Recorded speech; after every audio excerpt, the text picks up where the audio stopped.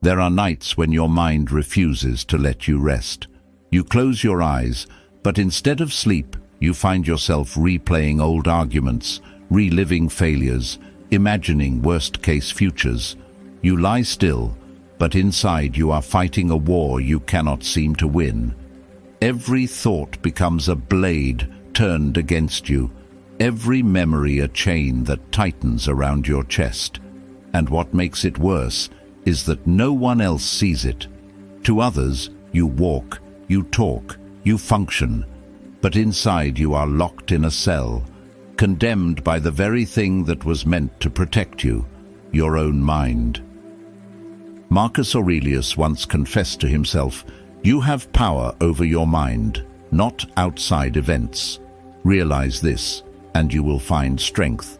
And yet, most men live as if they are powerless.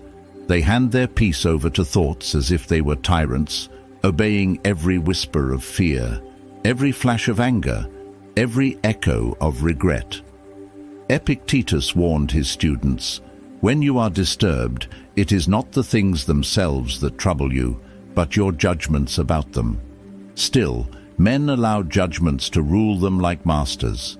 They mistake every thought for truth, every image in their head for reality, until their life becomes an endless trial carried out by a false judge inside their skull. Seneca, who knew the weight of exile and the fear of death, admitted, "We suffer more often in imagination than in reality." And if you are honest with yourself, you know how much of your suffering is not from what has happened, but from what you keep replaying long after it ended, or what you imagine long before it begins. You stab yourself with the same blade day after day, long after the enemy has gone. You live inside a prison that does not exist, except in the stories you let your mind tell you. The way out is not to kill the mind, not to silence it with force, but to master it. A wild horse does not hate its rider, it only throws him because he has not yet learned to guide it. Your thoughts are the same. They buck, they run, they drag you into storms, not because they're evil, but because you never learned to hold the reins. Freedom begins when you stop clinging to every thought as if it were truth, and begin to see them for what they are, passing visitors, drifting clouds. You are not the cloud, you are the sky that holds it. Detachment is the first act of escape. To see a thought arise and to say, "This is only a thought, not truth." To watch it pass, as you would watch leaves float down a river, knowing they will not stay. Marcus reminded himself, "If you are pained by anything external, it is not this thing that disturbs you, but your own judgment of it. The same is true of the thoughts inside you. The judgment you place upon them binds you, not the thought itself. But recognition alone is not enough. The prison will not collapse just because you notice the bars. You must practice discipline. Marcus Aurelius disciplined himself through writing, turning storms into words, turning fear into sentences, turning chaos into order. You can do the same.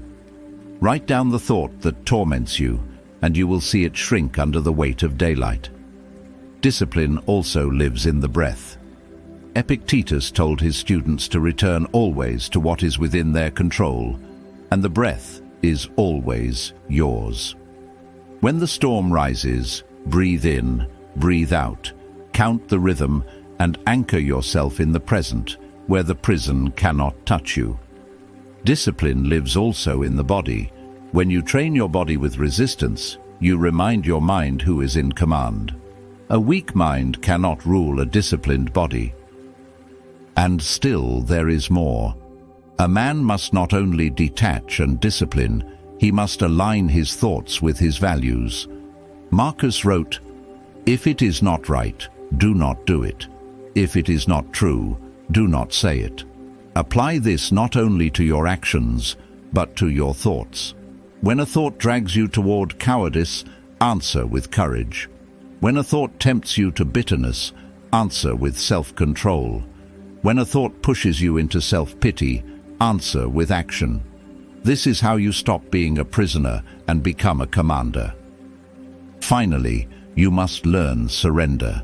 Because there will be nights when the thoughts are louder than your discipline, when fear and regret come like fire, when your mind feels like a battlefield that you are too tired to keep fighting on.